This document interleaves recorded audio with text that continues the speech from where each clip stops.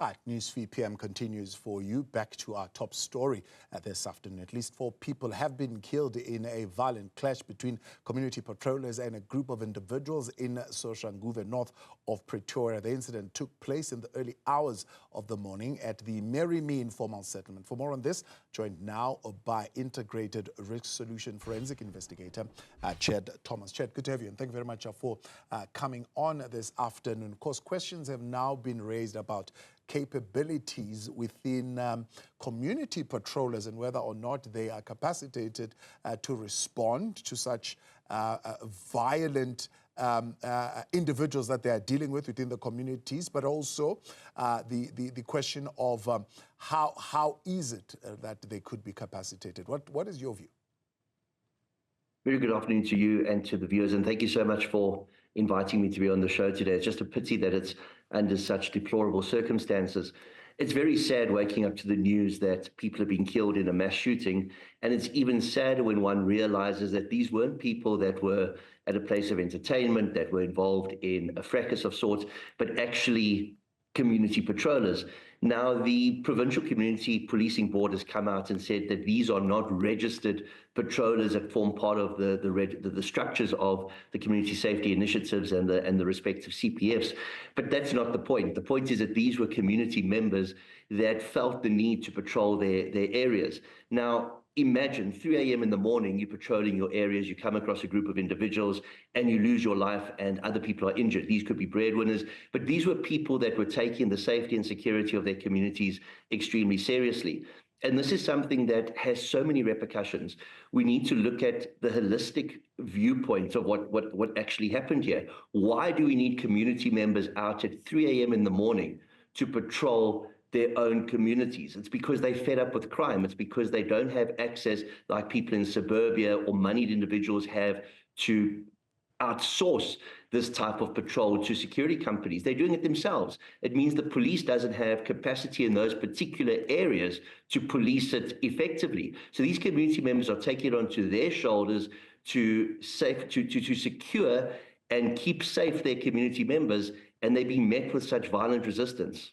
Yeah, community-based crime responses generally would work best, from what I hear, with a collaborative effort rather between law enforcement as well as residents, of course, who will know and identify, for example, crime spots and individuals who they know in society are problematic. How do we foster that kind of collaboration effectively? I don't think it's as structured as we would want it to be. We're talking about an informal settlement that is an extension of Soshanguve. So Me is an informal settlement. It won't have the normal type infrastructure that we're used to in, say, suburbia or your traditional township environment. These individuals may have formed part of a greater patrolling group, a network of individuals that may have links back to the community policing forums or some or other block watch or street watch. But one has to take into consideration the fact how fed up community members must be to be out on the streets at 3 a.m. in the morning patrolling. And as much as I agree with you, there should be collaborative efforts, and they should be doing this in conjunction with formalized patrollers as well as with the South African Police Service. We know that there just aren't enough South African Police Service members to assist in these patrols, and obviously there could be a disconnect between the community and their policing structures if they've taken it upon themselves to actually undertake these type of patrols in the early hours of the morning. Let's turn that and then go to the point that you're raising earlier, the fact that you're having communities having to devise a response from themselves. Of course, they are tired of the situation that they're living in. It's largely because we are having a situation where maybe you could say a reactive policing strategy currently, where police are not taking a proactive stance in as far as crime prevention. Where are we lacking? Why? Is it a number of police that we have that we are unable to change that strategy? Is it the resources that the police have that we are unable to change that strategy? Is it lack of training, lack of political will? What are we dealing with? You've raised so many points there that are so very valid, and it's a lot to unpack, but we could put a green tick next to everything you said. Lack of training, lack of resources, lack of actual policing numbers, and the fact that criminals are enabled or emboldened rather because of the lack of consequences and accountability. I think the biggest concern we have in South Africa is that per capita we don't have enough police officers to the citizenry of the land. And also we have a criminal type in South Africa that you don't see in many other countries. So when you see the United Nations Office on Drugs and Crime releasing statistics of police officers there should be per 100,000 of the population, we already fall short. But those are countries that aren't even suffering the kind of violent crime that we're suffering. We have some of the highest violent crime statistics in the world. So you're 100% correct when you say our police are acting reactively. They're reacting to crime. They're not putting proactive measures in place. And I call it the Band-Aid approach. Whenever we hear of a specific crime being committed, there's a task team that's established to investigate cash in transit heists, then kidnap for ransom, then murder for hire, then illegal mining. But what people don't realize is it's the same specialists within the police that have been put onto these task teams and just be moved from one problem to the next. So the Band-Aid approach isn't working for us. It's a societal problem that needs a lot of change. We need to bring in support from the private sector as well as from other organizations and government departments that will be able to assist the police.